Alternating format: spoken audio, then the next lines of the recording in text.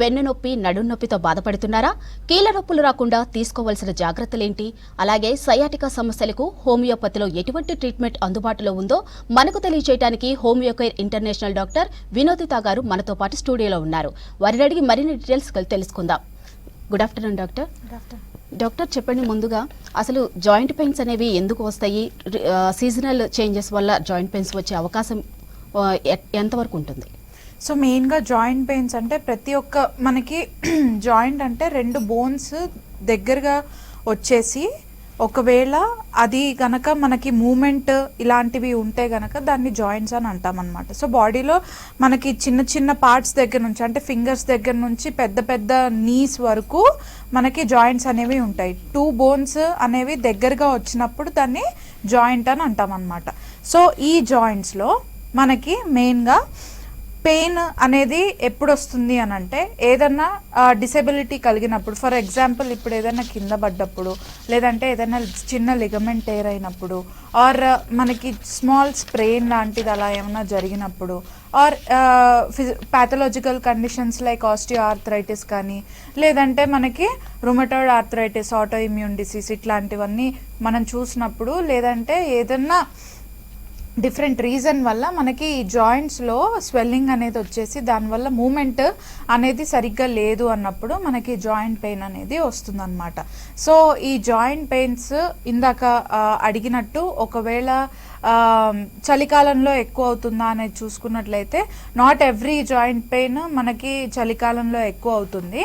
But కొన్ని auto immune diseases కానీ, లేదంటే ఆస్టియో ఆర్థరైటిస్ ఇలాంటి సమస్యల్లో ఏంటంటే మెయిన్గా చలికాలంలో స్టిఫ్నెస్ అనేది ఎక్కువ అవుతుంది. ఈ స్టిఫ్నెస్ వల్ల మూమెంట్ ఇంకా ఎక్కువ చేస్తూ ఉన్నప్పుడు పెయిన్ అనేది ఎక్కువగా ఉంటుంది. సో ఈ జాయింట్ పెయిన్స్, జాయింట్ స్టిఫ్నెస్ ఉన్నప్పుడు కొద్దిగా మనము మూమెంట్ అనేది నెమ్మదిగా చేసుకున్నట్లయితే దాని ద్వారా మనకేంటంటే మూమెంట్ తొందరగా అయ్యి ఇటువంటి సమస్యలు రాకుండా ఉంటాయి. ఓకే డాక్టర్, అసలు సయాటికా ఎందుకు వస్తుంది? లక్షణాలు ఏ విధంగా ఉంటాయి? సో మెయిన్గా సయాటికా గురించి మాట్లాడుకునే దానికంటే ముందర అసలు మనకి దాని బ్యాక్ రీజన్ ఏంటి అనేది చూసుకుందాము. మెయిన్గా మనకి సయాటికా ఫామ్ అవ్వటానికి మనకి వెన్నుముక్కలో 32 బోన్స్ తోటి ఫామ్ అవుతుంది అనమాట. సో ప్రతి ఒక్క బోన్కి మధ్యలో డిస్క్ అనేది ఉంటుంది. సో ఈ డిస్క్ మనకేంటంటే జస్ట్ లైక్ షాక్ అబ్జార్బర్ అనమాట. ఇప్పుడు బండిలో షాక్ అబ్జార్బర్ ఎట్లా ఏదైనా గుంతలు వచ్చినా కానీ ఏదైనా వచ్చినా కానీ అది బండికి ఏం కాకుండా చూసుకుంటుంది. కాబట్టి అలానే మనకి బాడీలో ఈ డిస్క్ ఎలా ఉంటుందంటే ఇప్పుడు సడన్ గా మనకి కింద పడ్డా, లేదంటే కింద లేచి నుంచున్నా, లేదంటే కింద కూర్చొని పైకి లేచినా, ఆర్ ఎనీ హెవీ సబ్స్టెన్సెస్ ని లిఫ్ట్ చేసినా కూడా మనకి రెండు బోన్స్ అనేవి రాసుకోకుండా దాన్ని అరగకుండా ఉండటానికి డిస్క్స్ అనేవి యూజ్ అవుతాయి. అండ్ ఈ డిస్క్స్ ఈ బోన్స్ మధ్యలో డిస్క్ ఉండటంతో పాటు మనకి బోన్స్ మధ్యలో నరాలు అనేవి కూడా ఉంటాయన్నమాట. ఇప్పుడు పైన చూసుకున్నట్లయితే సర్వైకల్ దగ్గర ఉన్న నరాలు మన అప్పర్ బాడీకి సప్లై చేస్తాయి. అండ్ కింద లంబార్ అంటే నడుం దగ్గర ఉన్న నరాలు ఏంటంటే కాళ్ళకి సప్లై చేస్తాయి అన్నమాట. సో ఇప్పుడు అడిగినట్లు సయాటికా అనేది మనకి L3, L4, L5 మధ్యలో ఉండే ఒక నరం అన్నమాట. ఈ నరం ఏమవుతుందంటే నార్మల్గా మనకి ఇప్పుడు ఆ డిస్క్ ఏదైతే ఉందో ఒక some or the other reason వల్ల పక్కకి జరిగింది, ప్రాపర్ పొజిషన్లో లేకుండా కొంచెం పక్కకి తప్పుకుంది అని అంటే మనకేమవుతుంది, 2 బోన్స్ అనేవి దగ్గరగా వచ్చేసి ఆ సయాటికా నరం ఏదైతే ఉందో దాన్ని కంప్రెస్ చేస్తాయి. దానివల్ల ఏమవుతుందంటే మనకి ఎక్కడైతే నర్వ్ రూట్ ఉంటుందో అంటే మనకి ఆ నరం అనేది హిప్ దగ్గర నుంచి కింద మనకి పాదాల వరకు సప్లై చేస్తుంది అనమాట. సో దీనివల్ల ఏమవుతుందంటే మొత్తం కాలు మొత్తము నొప్పి లాగటము, ఎలక్ట్రిక్ షాక్ కొట్టినట్టు పెయిన్ ఉండటము, కొంతమందికి ఏంటంటే ఓన్లీ కాఫ్ మసిల్ అంటే పిక్కల దగ్గర నుంచి కింద వరకు నొప్పి ఉండటము ఇవి చూస్తాము. అండ్ ఆల్సో తిమ్మిర్లు కూడా ఉంటాయి అన్నమాట. సో ఈ సయాటికా సమస్య మనకి ఎక్కువగా లంబార్ స్పాండిలోసిస్ ఉన్న పేషెంట్స్లో చూస్తూ ఉంటాము. This one of the main symptom.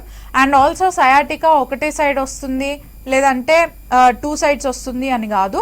మనకి ఒకసారి రైట్ సైడ్ రావచ్చు, ఒకసారి లెఫ్ట్ సైడ్ రావచ్చు, or we can have it both sides అన్నమాట. సో సయాటికాకి మనకి వెనకాల ఉన్న ప్యాథలాజికల్ రీజన్ ఇది. ఓకే డాక్టర్, సయాటికా అనేది ఎక్కువగా లేడీస్లోనే ఎందుకు వస్తుంది? హోమియోపతిలో ఎటువంటి వైద్య విధానం ఉంది? నాట్ లైక్ దట్ అండి, లేడీస్లోనే ఎక్కువగా చూస్తామని కాదు. మెయిన్గా ఏంటంటే మనకి ఫీమేల్స్లో డ్యూ టు మెనోపాస్ కానీ డ్యూ టు హార్మోనల్ ఇంబ్యాలెన్సెస్ కానీ బోన్ డెన్సిటీ అనేది తగ్గడం వల్ల మనకి ఆస్టియో ఆర్థరైటిస్ అనేది ఎక్కువగా చూస్తాము. సో ఈ ఆస్టియో ఆర్థరైటిస్ ఓన్లీ మనకి మోకాళ్ళలో వస్తుందని కాదు, ఏ జాయింట్ అన్నా రావచ్చు. అండ్ ఆ జాయింట్ కనుక మనకి బ్యాక్ లోవర్ బ్యాక్ అయింది అంటే లోవర్ బ్యాక్ స్పైన్ మధ్యలో జాయింట్ అయింది అని అనుకోండి, అప్పుడు మనకి సయాటికా ఇష్యూ వస్తుంది. సో మెయిన్గా ఇవన్నీ ఫీమేల్స్లో ఎందుకు వస్తాయి అని అంటే మనకి main reason hormonal imbalance and also menopausal టైంలో వాళ్ళకి ఈ చేంజెస్ జరగటం వల్ల బోన్ డెన్సిటీ తగ్గడం అండ్ ఆల్సో థైరాయిడ్ ఉన్న వాళ్ళకి ఈ సమస్య ఇంకా ఎక్కువగా చూస్తాము. అండ్ నెక్స్ట్ థింగ్, మేల్స్లో చూడమా అనేది చూసుకున్నట్లయితే ష్యూర్ మేల్స్లో కూడా ఉంటాయి, కానీ ఎక్కువగా వెయిట్ లిఫ్టింగ్లో ఆర్ బాడీ బిల్డింగ్లో ఉన్న వాళ్ళల్లో ఇది ఎక్కువగా ఉండటం, పోలీస్ డిపార్ట్మెంట్లో ఉన్న వాళ్ళల్లో ఇది ఎక్కువగా కనిపించడం, and long standing working hours ఉన్న వాళ్ళకి ఈ సమస్య ఉండటం, ఆర్ ఎక్కువగా కూర్చొనే సిడెంటరీ హ్యాబిట్స్ లైఫ్ స్టైల్ ఉన్న వాళ్ళకు కూడా ఈ సమస్య ఎక్కువగా ఉండే ఛాన్సెస్ ఉంటాయి. సో దీన్ని మనం ఎట్లా కరెక్ట్ చేసుకోవాలనేది కూడా నేను చెప్తాను. ఓకే డాక్టర్, కాలర్ని తీసుకుందాం. సుధాకర్ గారు చెప్పండి, డాక్టర్ ఉన్నారు, మీ ప్రాబ్లం ఏంటో చెప్పండి. మేడం, నేను ఇంటర్నేషనల్ హోమియోకేర్ లో చెప్పండి. 8 సంవత్సరాల మందులు పడినా ఇదే సేమ్ డిసీజ్. ఓకే, కానీ నాకు ఏం రిలీఫ్ లేదు మేడం. ఓకే, మీరు ఎక్కడండి తీసుకుంది మందులు? దిల్సుఖ్ నగర్ హోమియోకేర్. ఓకే, దిల్సుఖ్ నగర్ లో తీసుకున్నారు. 8 years అంటున్నారు కదా? అవునండి. ఓకే, మీకు ఇప్పుడు వచ్చే సిమ్టమ్స్ ఎలా ఉన్నాయి చెప్పండి. ఇంకా బ్యాక్ పెయిన్ ఎక్కువ వచ్చి నా మొత్తం ఇప్పుడు మీరు ఇందాక చెప్తున్నా కదా, ఈ మొత్తం కరెంట్ షార్ట్ వచ్చినట్లు సింగిల్ రావడం, నాకు నడవడానికి రాని పరిస్థితి వచ్చినట్లు. మీరు ఏంటండి, ఏం జాబ్ చేస్తారు మీరు? జాబ్ లేదు మేడం, మేము వ్యవసాయం చేస్తుంటే కానీ ఇప్పుడు బంద్ చేసిన అది కూడా. ఓకే, ఇప్పుడు స్టాప్ చేశారు కదా. సో మెయిన్ గా ఏంటంటే మనకి మీకున్న ఆక్యుపేషన్ వల్ల ఈ సమస్య చాలా తీవ్రత చాలా ఎక్కువ అయిపోయింది. అండ్ ఈవెన్ మెడిసిన్స్ వాడిన తర్వాత కూడా మీకు ఇది తగ్గట్లేదు అని అంటే ఒకసారి మనం ఎంఆర్ఐ స్కాన్ తీయించి ఇంటర్నల్గా ఇంకా ఎంత సివియారిటీ ఉందనేది చూసుకొని దానికి బట్టి మనం మందులు వాడదాము. డెఫినెట్గా తగ్గుతుంది, కొంచెం టైం తీసుకుంటుంది. మీకు ఎందుకు టైం తీసుకుంటుంది అనేది కూడా ఒకసారి చూసుకొని దాన్ని బట్టి మనం మందులు వాడదాము. ఓకే డాక్టర్, సర్జరీతో పని లేకుండా సయాటికాని తగ్గించుకోవచ్చు? ఎస్, ష్యూర్ అండి. మెయిన్గా సయాటికా కొన్నిసార్లు స్టార్టింగ్ స్టేజ్లో ఉన్నప్పుడు ఏంటంటే ఫిజియోథెరపీ ఎక్సర్సైజెస్ చేసుకుంటే మనకు తగ్గుతుంది. అండ్ దాంతోపాటు ఒకవేళ మనకి అది ఫర్దర్గా రాకుండా ఉండాలి అండ్ ఆల్సో ఉన్నదాన్ని రివర్స్ బ్యాక్ చేసుకోవాలి అని అంటే మనం మందులు వాడుకుంటూ తగిన ఎక్సర్సైజెస్ చేసుకుంటూ ఉంటే మనకి ఈ ప్రాబ్లం అనేది సాల్వ్ అవుతుంది. అండ్ ఆల్సో చాలా సివియర్గా డిస్క్ ప్రొలాప్స్ కానీ డిస్క్ హర్నియేషన్ కానీ ఇట్లాంటి సమస్యలు ఉన్నప్పుడు మనం ఏంటంటే దాన్ని రివర్స్ బ్యాక్ చేసుకోవడంలో కొంచెం టైం పడుతుంది. లైక్ ఇందాక మనం కాలర్తో మాట్లాడుకున్నట్లు వాళ్ళకి కొంచెం టైం పట్టినట్టు వాళ్ళ సమస్య ఇంటర్నల్గా ఏముంది, ఒకవేళ డిస్క్ టోటల్గా బయటకు వచ్చేసిందా ఆర్ డిస్క్ ప్రొలాప్స్ అయిందా, హర్నియేషన్ అయిందా, ఇదంతా చూసుకొని దాన్ని బట్టి మనం మందులు తీసుకోవడం నయం. అండ్ ఒకవేళ కానీ సర్జికల్ ఇంటర్వెన్షన్ నీడెడ్ అయ్యి ఉంటే అది మేమే సజెస్ట్ చేస్తాము. Okay doctor. Doctor, cervical spondylitis లక్షణాలు ఏ విధంగా ఉంటాయి మ్యామ్? మెయిన్గా సర్వైకల్ స్పాండిలోసిస్ అంటే మనకి ఇందాక నేను చెప్పినట్లు డిస్క్ ఏదైతే పక్కకి జరుగుతుందో అది మనకి ఒకవేళ నెక్ దగ్గర వచ్చింది, మెడ దగ్గర వచ్చింది అని అంటే దాన్ని సర్వైకల్ స్పాండిలోసిస్ అంటాం అనమాట. సో ఇందులో మెయిన్ సిమ్టమ్స్ ఎలా ఉంటాయి అని అంటే నార్మల్గా కళ్ళు తిరగటము ఆర్ మెడకి లేచిన వెంటనే స్టిఫ్నెస్ అనమాట. ఈ మనకి మూమెంట్ అనేది ఇట్లా అన్నా కూడా సరిగ్గా ఉండదు, స్టిఫ్గా ఉంటుంది అండ్ పెయిన్ ఎక్కువగా ఉంటుంది. దీంతో పాటు మనకి నార్మల్గా నడుస్తున్నప్పుడు ఆర్ ఎనీ వర్క్ చేస్తున్నప్పుడు సడన్గా తూలడము అండ్ వాకింగ్ చేస్తున్నప్పుడు కళ్ళ ముందర ఏం కనిపించకపోవడము, ఒక్కొక్కసారి కింద పడిపోవడం కూడా జరుగుతుంది. సో ఇవన్నీ సర్వైకల్ స్పాండిలోసిస్ సిమ్టమ్స్.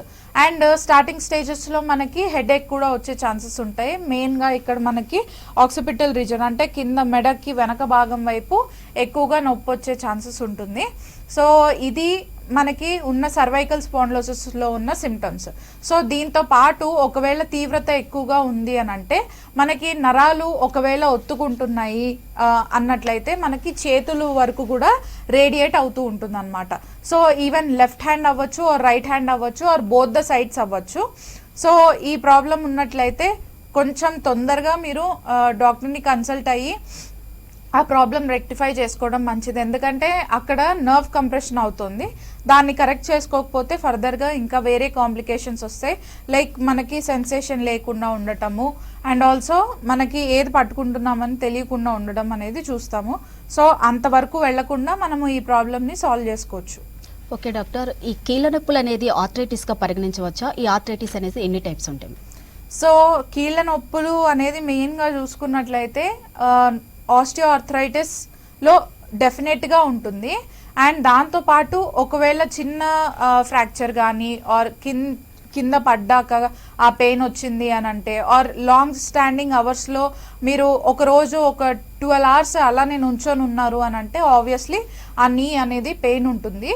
సో ఒకవేళ మీకు చాలా ఇయర్స్ నుంచి నొప్పి ఉంది అని అన్నట్లయితే మనకు డెఫినెట్గా ఆస్టియో ఆర్థరైటిస్ అనేది ఒక డయాగ్నోసిస్ పాయింట్ అవుతుంది. అది మనం ఒకసారి ఎక్స్రే తీయించి ఆర్ ఇఫ్ నెసెసరీ ఎంఆర్ఐ కూడా తీయించి మనం చూసుకోవచ్చు. ఒకవేళ మనకి ఆ కీళ్ళు అనేవి అరిగినట్లయితే దానికి సంబంధించిన సిమ్టమ్స్ ఎలా ఉంటాయంటే మనకి నొప్పి, దాంతోపాటు స్వెల్లింగ్ అండ్ నడుస్తున్నప్పుడు మనకి చప్పుడు రావడం, క్రెపిటస్ అంటాము. సో చప్పుడు రావటము అండ్ దెన్ పెయిన్ ఉండటం అండ్ స్వెల్లింగ్, ఇవి త్రీ మెయిన్ సిమ్టమ్స్ అనమాట ఆస్టియో ఆర్థరైటిస్లో. అండ్ దాంతోపాటు మూమెంట్ సరిగ్గా ఉండదు, స్టిఫ్నెస్ ఎక్కువగా ఉంటుంది. సో ఇవన్నీ తీసుకుంటే గనక ఒకవేళ దీంతో పాటు వాళ్ళకి ఈ ప్రాబ్లం ఒక 3 to 4 years నుంచి ఉంది అని అంటే డెఫినెట్గా అది ఆస్టియో ఆర్థరైటిస్ కిందకి తీసుకోవచ్చు. ఓకే డాక్టర్, ఆస్టియోకి రొమటాయిడ్ ఆర్థరైటిస్కి డిఫరెన్స్ ఏంటి? సో మెయిన్గా ఆస్టియో ఆర్థరైటిస్ అనేది నార్మల్గా అరుగుదల వల్ల వచ్చే సమస్య. అరుగుదల అంటే ఇప్పుడు వేర్ అండ్ టేర్ అనమాట, ఎక్కువగా యూజ్ చేసి అరిగిపోవటం వల్ల వచ్చిన సమస్యని ఆస్టియో ఆర్థరైటిస్ అంటాం. అదే రుమటాయిడ్ ఆర్థరైటిస్ అంటే ఆటో ఇమ్యూన్ డిసీజ్ అనమాట. అంటే మన ఇమ్యూన్ సిస్టమ్ మనకి అగేన్స్ట్గా పనిచేస్తుంది. ఫర్ ఎగ్జాంపుల్ అసలు ఇమ్యూన్ సిస్టమ్ వర్క్ ఎలా ఉంటుంది అని అంటే ఇప్పుడు నార్మల్గా బ్యాక్టీరియా కానీ వైరస్ కానీ మనకి బాడీని హార్మ్ చేయడానికి మన బాడీలో ఎంటర్ అయితే ఈ ఇమ్యూన్ సిస్టమ్ ఏం చేస్తుందంటే వాటికి అగేన్స్ట్గా పనిచేసి ఆ బ్యాక్టీరియాని కానీ వైరస్ని కానీ చంపేస్తుంది అనమాట. దాని ద్వారా మన బాడీ అనేది ప్రాపర్గా నార్మల్ హెల్తీ స్టేట్లో ఉంటుంది. అలా కాకుండా ఒకవేళ ఆ ఇమ్యూన్ సిస్టమ్ అనేది మన బాడీలో ఉన్న నార్మల్ సెల్స్ని అవి బ్యాక్టీరియా వైరస్ అని అనుకొని వాటిని కిల్ చేయడం స్టార్ట్ చేస్తే దాన్ని ఆటో ఇమ్యూన్ డిసీజ్ అని అంటాం అనమాట. సో ఇక్కడ రుమటాయిడ్ ఆర్థరైటిస్లో ఏమవుతుందంటే మన ఇమ్యూన్ సిస్టమ్ ఏదైతే ఉందో అది మన మోకాళ్ళలో ఉన్న సెల్స్ని అటాక్ చేస్తుంది, ఆర్టికులర్ కార్టిలేజ్ని అటాక్ చేసి దానివల్ల అక్కడ ఇన్ఫ్లమేషన్ రావటం అంటే వాపు రావటం, తద్వారా వాళ్ళకి స్టిఫ్నెస్, పెయిన్, సివియర్ పెయిన్ ఉంటుంది. అది ఒకటే భాగంలో ఉండదు, డిఫరెంట్ పార్ట్స్ ఆఫ్ ద బాడీకి సర్క్యులేట్ అవుతూ ఉంటుంది అనమాట. ఒకసారి ఒక జాయింట్లో ఉంటే ఇంకోసారి ఇంకో జాయింట్లో ఉంటుంది. సో ఇది auto immune disease and that is అరుగుదల వల్ల వచ్చే సమస్య. ఓకే డాక్టర్, సయాటికా ఉన్న వాళ్ళు కానీ ఆర్థరైటిస్ ఉన్న వాళ్ళు కానీ ఎలాంటి ఆహార నియమాలు పాటించాలి? సో మెయిన్గా డైట్ మనం చూసుకున్నట్లయితే ఫస్ట్ థింగ్ వాళ్ళ ప్లేట్లో అనేది టోటల్ న్యూట్రియంట్స్ ఉన్న ప్రాపర్ న్యూట్రియంట్స్ ఉన్న సబ్స్టెన్సెస్ అనేవి ఉండాలి. ఫర్ ఎగ్జాంపుల్ ప్రోటీన్స్ ఎక్కువ, కార్బోహైడ్రేట్స్ ప్రాపర్ క్వాంటిటీలో ఉండాలి అండ్ ఆల్సో దాంతోపాటు ఫైబర్ కంటెంట్ ఎక్కువగా ఉండాలి, కాల్షియం ఎక్కువగా ఉండాలి, మెగ్నీషియం. ఇట్లా మనకి ప్రాపర్గా హోమ్ మేడ్ ఫుడ్ ఏదైతే ఉంటుందో అందులో మనకి దాల్ కానీ ఒక కర్రీ కానీ అండ్ ఆల్సో వెజిటేబుల్స్ ఎక్కువగా ఉండటము, ఇవి తీసుకున్నట్లయితే దాంతోపాటు కార్బ్స్లో మనకి చపాతీ కానీ రైస్ కానీ ఇట్లాంటివి పెట్టుకున్నట్లయితే కాంప్లెక్స్ మొత్తం ప్లేట్లో న్యూట్రిషియస్ ఫుడ్ అనేది ఉంటుందన్నమాట. అలా కాకుండా ఒకవేళ కానీ ప్యాకేజ్డ్ ఫుడ్ ఆర్ ఎక్కువగా మనము నథింగ్ బట్ కార్బోహైడ్రేట్స్ తింటున్నాము, ఫర్ ఎగ్జాంపుల్ పిజ్జా కానీ or else anything which is related to bread or biryani, ఇట్లాంటి థింగ్స్ మనం ఒకవేళ ఎక్కువ మోతాదులో కన్స్యూమ్ చేస్తున్నాము అని అంటే ఫర్దర్గా మనకి హార్మోనల్ ఇంబ్యాలెన్స్ లాంటి ప్రాబ్లమ్స్ రావటము or any other issues like diabetes ఇట్లాంటివి రావటము, తద్వారా మనకి మోకాళ్ళు అరగటము or any other osteoarthritis సమస్యలు రావటం అనేది చూస్తాము. సో మెయిన్గా ఫుడ్ అనేది one of the main reason, and దాంతోపాటు one of the main cause of osteoarthritis ఏంటంటే ఒబేసిటీ అన్నమాట. ఎక్కువగా వాళ్ళకి వాళ్ళ బిఎంఐలో ఉన్న వెయిట్ కాకుండా ఒకవేళ ఎక్కువగా ఉన్నట్లయితే దానివల్ల కూడా మనకి మోకాళ్ళు అరిగిపోవటము ఇవన్నీ చూస్తూ ఉంటాము.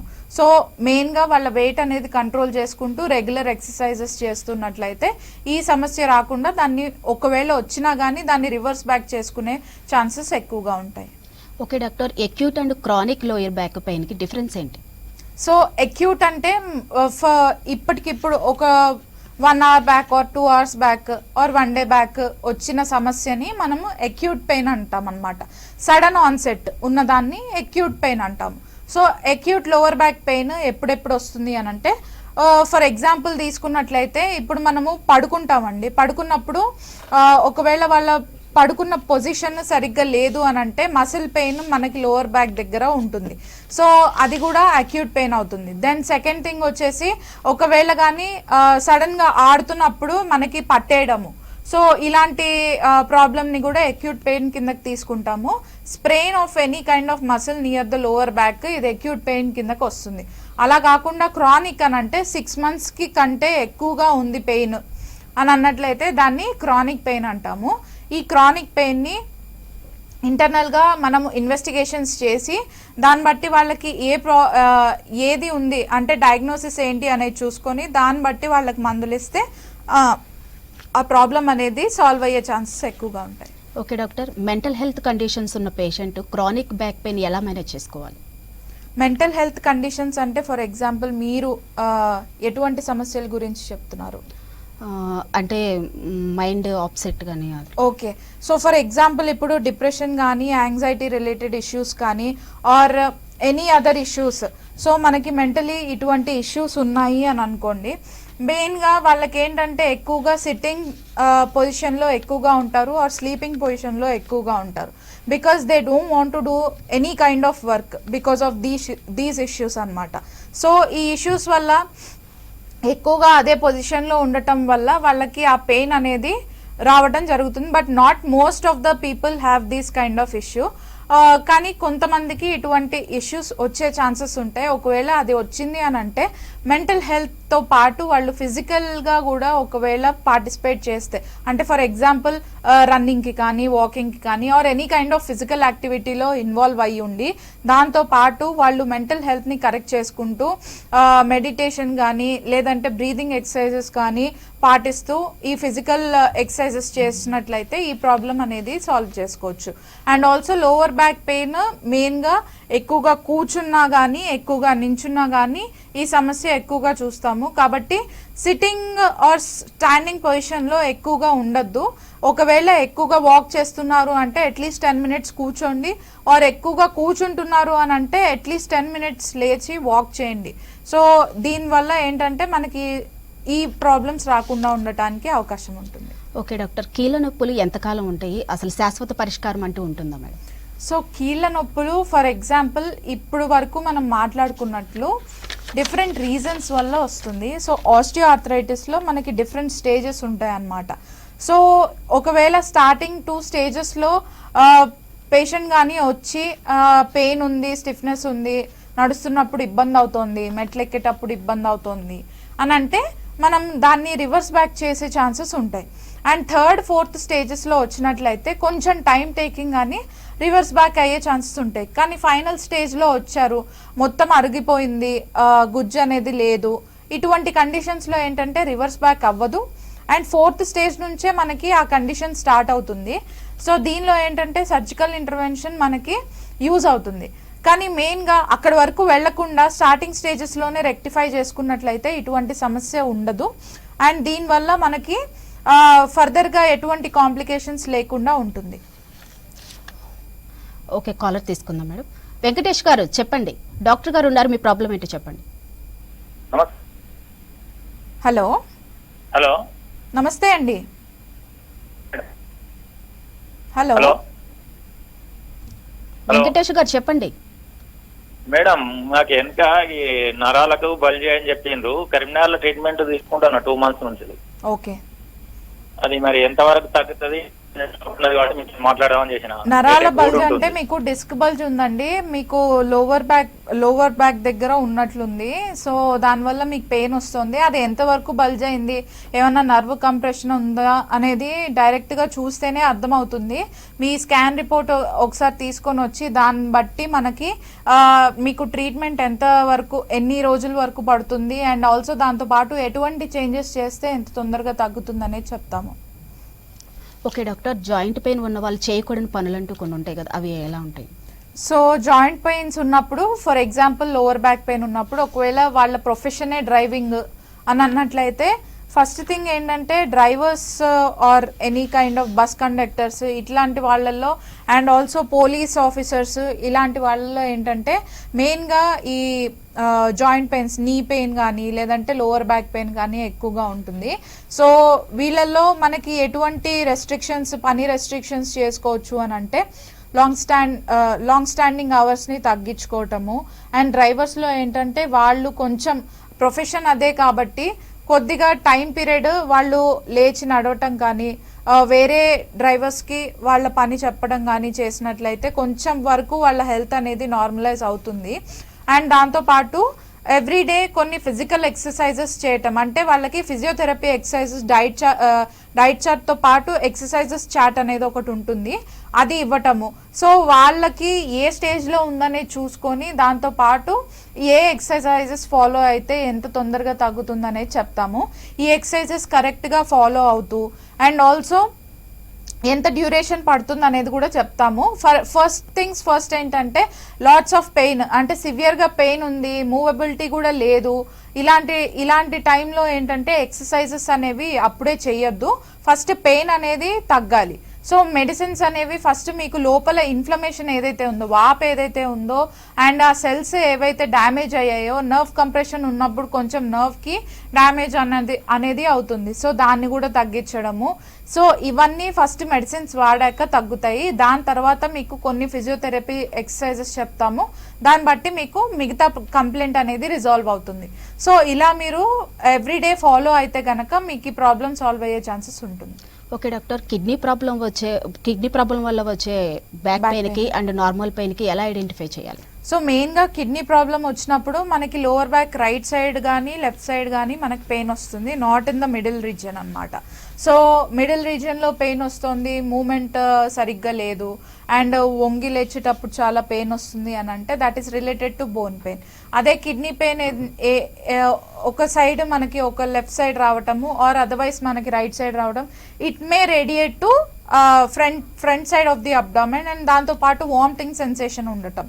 So this is one of the main symptom of kidney related pain అన్నమాట. సో ఇటువంటి పెయిన్ ఉంటే దాన్ని మనం కిడ్నీ పెయిన్ కింద కన్సిడర్ చేస్తాము. ఓకే డాక్టర్, కాలర్తో మాట్లాడదాం. కృష్ణ గారు చెప్పండి, డాక్టర్ గారితో మీ ప్రాబ్లం ఏంటో చెప్పండి. నమస్తే మేడం. నమస్తే అండి. ఇది ఇక్కడ పుర్ర చెయ్యి లేపలేదు మేడం, ఇక్కడ కలుక్కుమంటది మేడం. నాకు వినిపించట్లేదండి, కొంచెం గట్టిగా మాట్లాడండి. ఈ పుర్ర చెయ్యి మేడం, ఇక్కడ భుజం మేడం ఇట్లా పైకి లేని మేడం, కలుక్కుమంటది మేడం. ఇక్కడ right side of the shoulder అంటున్నారా మీరు? రైట్ భుజం వైపు? Left side madam, left side. Okay, left side. Okay అండి, ఇది ఎప్పటి నుంచి ఉంది మీకు ఈ సమస్య? ఇది 7 నెలల మేడం, 6 నెలలు 7 నెలల మేడం. మీరేం టెస్ట్లు చేయించలేదా దీని గురించి? చేయించలేదు మేడం, ఒక తోమించుకున్నాము, ఇంకా గోళీలు తీసుకున్నాం మేడం, అంతే, తగ్గలేదు మేడం. మళ్ళీ వస్తుంది మేడం. ఈ పెయిన్ అనేది మీకు మూమెంట్ రెస్ట్రిక్షన్ అంటున్నారు. ఫర్దర్ గా ఒకసారి మనం టెస్ట్ చేయించి దాన్ని బట్టి మనం చూడొచ్చు, ఎందుకంటే ఒక్కొక్కసారి ఏ వాస్కులర్ నెక్రోసిస్ కూడా అవ్వచ్చు ఆర్ మనకి ఆస్టియో ఆర్థరైటిస్ ఇట్లాంటి సమస్యలు. ఇందులో పాలీ ఆర్థరైటిస్ ఉన్నప్పుడు కూడా ఇటువంటి ఇష్యూ వస్తుంది, ఆర్ రుమటాయిడ్ ఆర్థరైటిస్ ఉన్నప్పుడు ఇటువంటి ఇష్యూ వస్తుంది, ఆర్ గౌటీ ఆర్థరైటిస్ ఉన్నప్పుడు కూడా ఇటువంటి సమస్య వస్తుంది. మెయిన్ గా ఏంటి అనేది డయాగ్నోస్ అయిన తర్వాత దాన్ని బట్టి మనం మందులు వాడితే మంచిది. సో మూమెంట్ అనేది ఎంతవరకు రిస్ట్రిక్షన్ ఉంది, దాంతో పాటు మీరు ఎటువంటి డైట్ ఫాలో అవ్వాలి అండ్ ఆల్సో ఎటువంటి ఎక్సర్సైజెస్ ఫాలో అవ్వాలనేది మీరు ఒకసారి డైరెక్ట్గా కన్సల్ట్ అయ్యి మాతో కలిస్తే మేము క్లియర్గా ఎక్స్ప్లెయిన్ చేస్తాము. ఓకే డాక్టర్, అసలు డిస్క్ బల్జ్ సమస్య అంటే ఏంటి, అసలు దానికి ట్రీట్మెంట్ ఉంటుందా? ఇందాక మనం మాట్లాడుకున్నట్లు సర్వైకల్ అండ్ లంబార్ స్పాండిలోసిస్ గురించి చెప్పాను కదా, that is related to disc bulge అనమాట. మెయిన్గా డిస్క్ బల్జ్ అంటే మనకి 2 స్పైనల్ బోన్స్ మధ్యలో డిస్క్స్ అనేవి ఉంటాయి. అవి కనుక కొంచెం బయటికి వచ్చింది అని అంటే దాన్ని డిస్క్ బల్జ్ అంటారు. ఈ ప్రాబ్లంకి క్యూర్ అనేది ఉంటుందండి. కాకపోతే వాళ్ళు చెప్పిన ఎక్సర్సైజెస్ సరిగ్గా ఫాలో అవుతూ అండ్ ఆల్సో చెప్పిన విధంగా మెడిసిన్స్ కానీ వేసుకున్నట్లయితే ఈ ప్రాబ్లం రిజాల్వ్ అయ్యే ఛాన్సెస్ ఉంటాయి. అండ్ ఆల్సో ఒకవేళ ఆ సమస్య తీవ్రత ఎక్కువగా ఉంది, ప్రొలాప్స్ వరకు వెళ్ళింది, హర్నియేషన్ అంటే ఇప్పుడు మనకు అదే డిస్క్ ట్విస్ట్ అయ్యి ఉంది అక్కడ అని అంటే దాన్ని హర్నియేషన్ అంటారు. ఆర్ టోటల్గా మొత్తం డిస్క్ అనేది బయటకు వచ్చేసింది అంటే డిస్క్ ప్రొలాప్స్ అంటారు.